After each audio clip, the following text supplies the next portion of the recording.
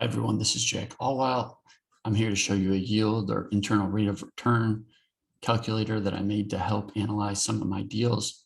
Now, this could be useful if you're like producing some sort of product or you have some initial cash outlay and then you're recouping your money later on, hopefully with some profits, and helps you kind of think about how quickly it's growing for you.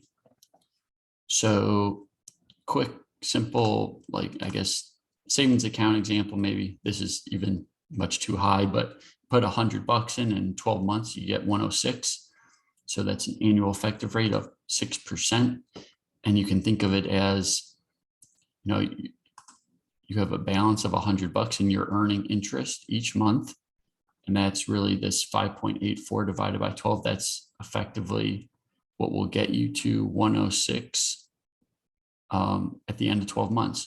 Now, one thing, when the bankers are quoting you loans for mortgages or car loans, a lot of times they'll use this monthly nominal rate because it's not as high as this annual effective rate. So, but when you have a savings account, they might use this annual effective rate saying like, okay, you're earning 6%. And then if you go take a loan out for 5.84%, you just have to be careful because this 5.84%, when you actually divide that by 12 and apply each month, you end up with an effective annual rate of 6%. So you can think of it as what rate is required to make the present value of all of the cash flows zero at time zero. So you can see that this cash flow, when we divide this 106 divided by 1.06, we get 100.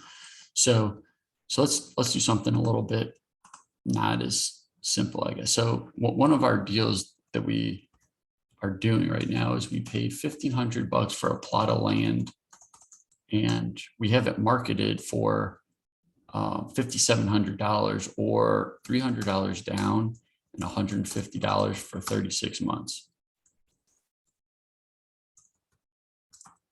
So $700. So this one's like, I think it's a little harder to wrap your mind around what rate is $1,500. So if $1,500 and we're collecting $5,700, but it's over 37 months. So what's our return on our initial investment there? And if we click this button, you see that in annual is 125. And you can see that as these rates get higher, this starts to deviate even more between this monthly nominal rate and the annual effective rate. But you'll be able to see, and this is another way to think about it. So we had a balance like 1,500, and it's like kind of like if we're getting 57, it's almost the same as like we're getting interest each period, and it's implied by the cash flows. So that interest with those payments, we'd get a zero balance at the end of our projection.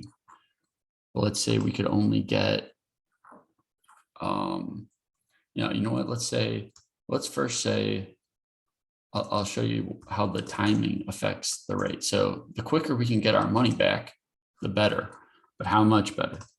So let's say we worked a little harder. We sold it a month earlier. So it went from 125 to 138. It's a pretty big jump. Now let's say maybe we are able to work a lot harder, get it sold in a month, but we maybe have to chop off that initial 350 or 300. Let's say we knock it to, let's just say it's 150 now for 37 months. So you can see that if we use this rate though, it's not going to be zero. The present value is not zero. So let's look here. So what does that do to our internal rate of return? Upped it a lot, even though we're collecting on a nominal amount less money, because we're getting it so much sooner, it's helping out our yield. So hopefully this will help with some of your deals and analyzing properties or whatever you want to buy and sell. And if you have any questions, let me know. The link to this workbook will be in the comments of this video. Thanks.